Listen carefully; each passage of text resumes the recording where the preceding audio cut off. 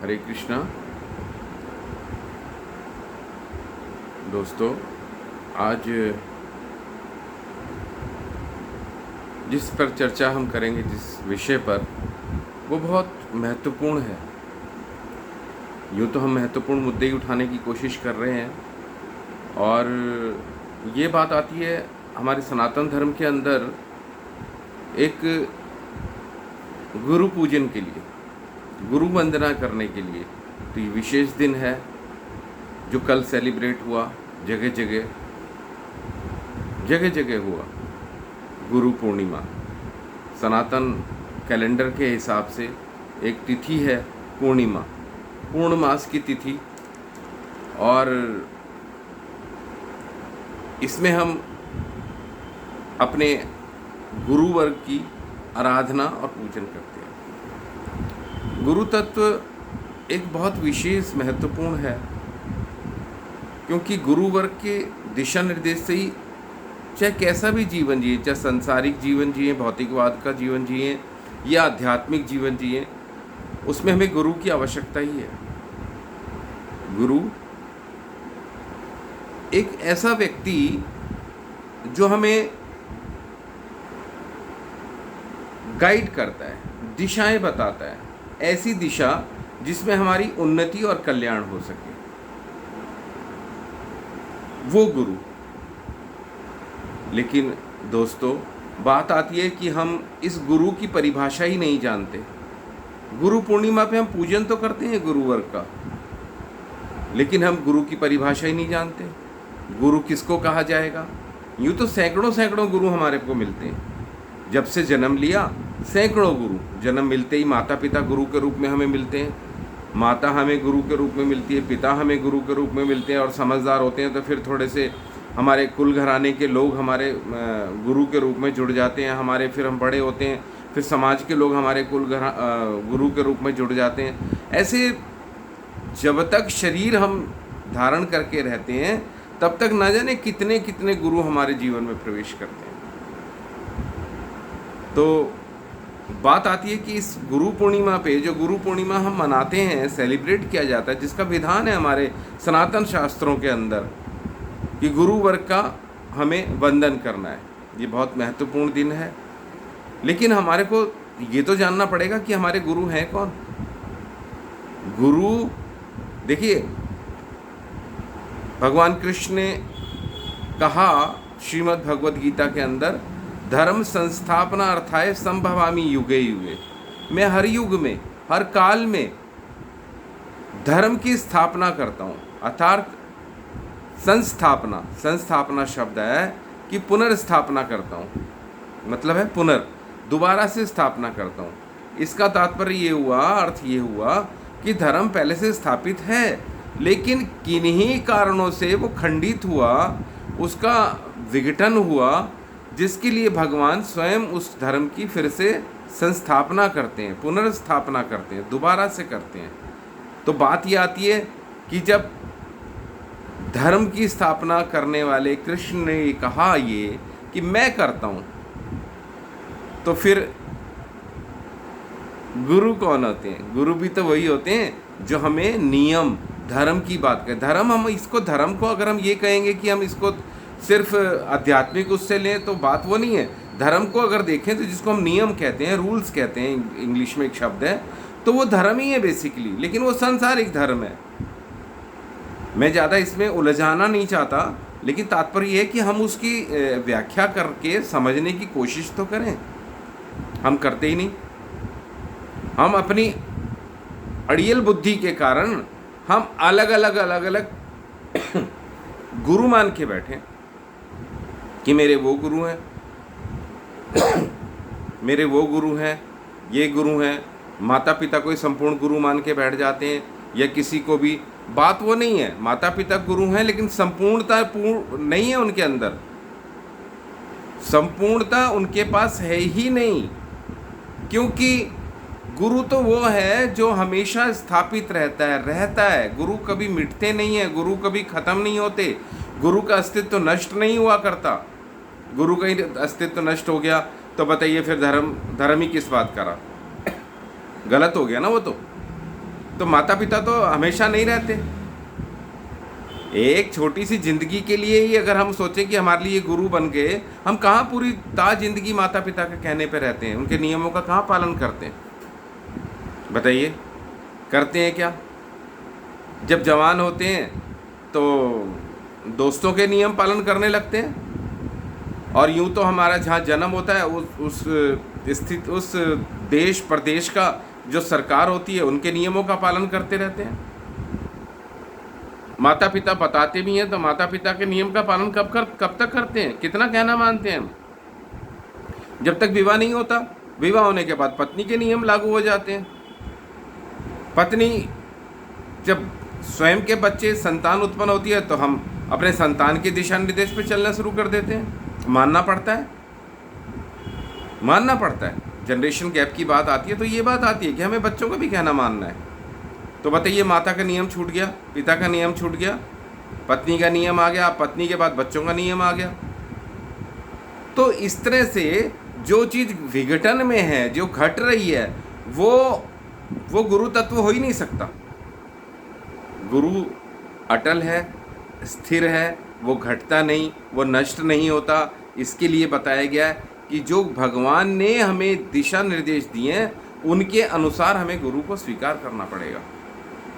गुरु हम अपनी मर्जी से नहीं, गुरु जिसने धर्म की स्थापना करी और उसमें बताया कि ये गुरु हैं, उसको गुरु मानना पड़ेगा, उसको गुरु मानना पड़ेगा। अपनी मर्जी से नहीं। ऐसे नहीं किसी की सिद्धियां हैं, किसी ने अन्न नहीं खाया कई सालों से, किसी ने बचपन से दूध पिया है, या किसी ने यहाँ ये सिद्धि, कोई एक टांग पे खड़ा हुआ है, ये बाबा वो हमारा गुरु हो गया। नहीं, श्रीमद् भागवतम, हमारे शास्त्र ऐसे गुरुओं के लिए गुरु शरणागति की बात नहीं कर रहे। सेवा करो उनके, वो संत हैं, उन्होंने सिद्धि जरूर हासिल करी, लेकिन वो गुरु नहीं हो सकते। गुरु कौन? जो हमारे को जन्म मरण से निकलने का रास्ता बताए, ये बार बार का पुनर्जन्म और पुनर्मृत्यु, इससे निकलने का जो रास्ता बताए, वो गुरु है। ऐसे ही किसी को गुरु मत बना लीजिए जिससे हमारे अहंकार ना खत्म हो, जिससे हमारे द्वेष ना खत्म हो, कलेश ना खत्म हो मन के, और भीतर की पीड़ा ना खत्म हो। ऐसे व्यक्ति हमारे गुरु नहीं हो सकते। ये इंकार किया है भगवान ने। भगवान ने जो दिशा निर्देश दिए हैं गुरु वर्ग के लिए, उन्हीं को हमको गुरु मानना पड़ेगा। तो हमको अपनी ये गुरु वाली जो पद्धति है ना, इसको थोड़ा सा विचार करना पड़ेगा, क्योंकि मनुष्य हैं। जानवरों के लिए वर्ग ये चीज़ लागू नहीं होती। जानवरों के लिए माता पिता हैं। माता ने अगर एक पिल्ला है, डॉग का बच्चा है, तो उसकी जो माता है वो उसको दिशा निर्देश देती है कि ये खाना है, यहाँ जाना है, वहाँ जाना है। वो जब तक वयस्क अवस्था में नहीं आता तब तक वो अपनी माता के कहने में रहता है। उसके बाद वो स्वतंत्र रूप से रहता है, उसको माता की जरूरत नहीं रहती, माता की दिशा निर्देश की जरूरत नहीं रहती। अर्थात भगवान ने जो स्थापना की है गुरुवर्ग की, जो अटल तत्व है, स्थिर तत्व है, जिसका घटन नहीं होता, विघटन, घटन से तात्पर्य जो घटता नहीं, सिंपल सा शब्द, जो घटता नहीं वही गुरु है। जो गुरु घट जाए तो वो गुरु कैसा? तो इसलिए भगवान ने कहा धर्म संस्थापना अर्थात संभवामि युगे युगे, मैं हूँ।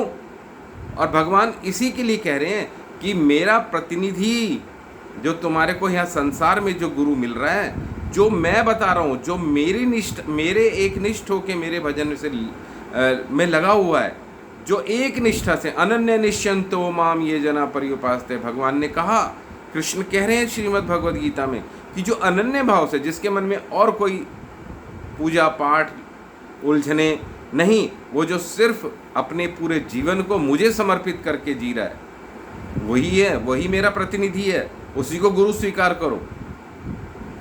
अब देख लीजिए कौन भगवान कृष्ण की शरणागत है, कौन वासुदेव की शरणागत है, किसको गुरु माना जाए और किसको नहीं। तो जो वासुदेव की शरणागति नहीं है वो गुरु तत्व नहीं है। कृष्ण कह रहे हैं मेरी माम एकम शरणम। तो मैं सिर्फ यही कहना चाहता हूँ कि अपने गुरु वर्ग के लिए जो बात है उसको अपने आप को क्लियर करें, समझें कि गुरु गुरु घटते नहीं हैं। ये सांसारिक रूप से तो बहुत सारे गुरु इकट्ठे हो जाते हैं। दूसरी बात आती है कि इन गुरुओं का ऋण हम कैसे उतारेंगे। ऋण हो जाता है ना, किसी से कुछ चीज़ ली है तो उसको देना पड़ेगा वापस, उसके बदले तो कुछ दोगे। स्कूल में भी स्कूल की पढ़ाई करी है, कॉलेज में पढ़ाई करी है, तो क्या उसके फीस नहीं भरी, उसके बदले में दिया है ना। तो वैसे ही जब हम किसी गुरु के पास जाते हैं, आध्यात्मिक गुरु के पास जाते हैं, और वो जो शास्त्रों के अनुसार प्रमाणिक गुरु है, शास्त्रों के अनुसार प्रमाणिक गुरु है, उसके पास जब जाते हैं तो हमें उसको भी अपने भाव के अनुसार उसकी सेवा में जाना चाहिए। ऐसा भगवान ने भगवत गीता में कहा कि गुरु के पास जाके सेवा करो। सेवा विभिन्न प्रकार की, सेवा की व्याख्या करेंगे कभी। सेवा विभिन्न प्रकार की, कोई शरीर की सेवा है, कोई धन से सेवा है, कोई मन से सेवा है, कोई अन्य सेवाएं हैं। तो हमें अपने आपको गुरु को समर्पित करना चाहिए, तभी गुरु हैं। ये नहीं कि गुरु कुछ कह रहे हैं और हम कुछ दूसरी चाल चल रहे हैं। ऐसे बहुत सारी चीज़ें इस कलयुग में प्रवेश कर चुकी हैं जो हमारा कल्याण नहीं कर रहे हैं, हमारा नाश करने में लगे हैं, हमारा पतन कर रहे हैं। वो कोई गुरु वर्ग नहीं है। गुरु वर्ग प्रमाणिक गुरु होना चाहिए, शास्त्रों के अनुसार होना चाहिए, उसको गुरु कहा जाएगा। ये बहुत बड़ा विषय है। अगर आपको कुछ प्रश्न करने हो, सिस्टमेटिक उलझने वाली बात ना करें, गुरु वर्ग की बात करें, तो आप बात कर सकते हैं। और मैं फिर मिलूँगा। मैं बहुत सारे कई ज्वलंत मुद्दे हैं हमारे सनातन धर्म के अंदर जो सनातन धर्म को विघटन कर रहे हैं, और क्या कारण है कि भाईचारा ख़त्म हो रहा है। ये सब इन विषयों पर भी हम चर्चा करेंगे। तो आज हमने जिस पे चर्चा करी वो गुरु तत्व के ऊपर बात थी। इसको हम और भी खोल सकते थे, लेकिन मैं इतना और नहीं खोलना चाहता। बहुत सारे आचार्यगण इन पे चर्चा कर रहे हैं। मैं बहुत सरल शब्दों में ये बात कहना चाहता था कि गुरु को समझो, और कौन है गुरु, सीधे सीधे जाओ भागवतम की तरफ। भागवतम में जानो कि कौन गुरु है, तब गुरु को स्वीकार करो। ऐसे ही किसी को स्वीकार मत करो। भीड़ देखकर किसी के गुरु के पास मत चले जाना कि वो बाबा तो वहाँ पे रहता है छोटी सी कुटिया में और उसके तो इतने सारे लोग मिलने जाते हैं, मैं उसको गुरु बना लूँ। नहीं, वो आपका कल्याण करने वाला नहीं है। भगवान ने कहा जो मेरी शरणागत है, अर्थात भगवान ने कहा सर्वधर्मान परित्यज्य मामेकम शरणम वज्र अहम तो अवसर पापे भी मोक्षामि मां शुचा। कृष्ण जब मुक्ति देते हैं तो फिर हमें कृष्ण की शरणागत जो होगा वही गुरु होगा।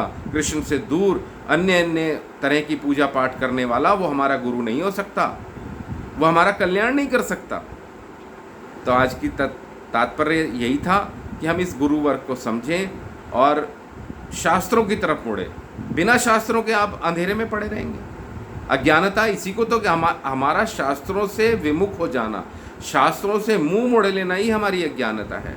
ये दुनियावी डिग्रियों के हासिल करने से ये ज्ञान नहीं है, ये तो हर शरीर के अंदर दोबारा लेना पड़ेगा आपको। लेकिन जो हमारे शास्त्रों का ज्ञान है वो क्रम से आगे आगे बढ़ता जाएगा जब हम कितने भी जन्म लें। शास्त्र मित्रों, शास्त्र हमारे लिए हैं। कुत्ते बिल्लियों जानवरों वनस्पति के लिए शास्त्र नहीं है, वो नहीं पढ़ सकते।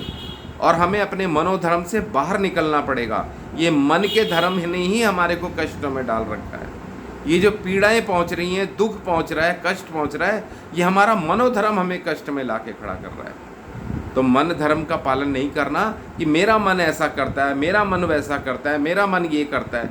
नहीं, मन के अनुसार मनोधर्म नहीं पालन करना है, भगवान के अनुसार धर्म का पालन करना है। जिन्होंने धर्म की स्थापना करी, और किसने कहा, साफ साफ बात है कि कृष्ण कहते हैं, कोई और देवी देवता ने नहीं कहा कि धर्म की स्थापना मैं करता हूँ। कृष्ण ने साफ सुथरे तरीके से भगवत गीता में कहा कि धर्म संस्थापनार्थाय संभवामि युगे युगे। इसलिए कृष्ण के पास जाना पड़ेगा बिना किसी संशय के। बाकी आपकी मर्जी, अपने जीवन को किस दिशा में ले जाएं। मैं तो आपके पास आता रहूँगा और आपको भगवान कृष्ण से संबंधित वो तर्क, चाहे हमारे सामाजिक रूप से हों, सामाजिक तथ्यों को भी रखूँगा मैं शास्त्रों के अनुसार कि हम कैसे जी रहे हैं, क्या कर रहे हैं, किस तरह से हमारा रहना चाहिए, किस तरह रहन सहन होना चाहिए, किस तरह हमारा बोलचाल होना चाहिए, खान पान कैसा होना चाहिए। अगर हम इसके अनुसार जीवन जिएंगे तो हम बहुत सरल तरीके से, सुंदर तरीके से, आनंदमयी जीवन जी सकते हैं। हरे कृष्णा।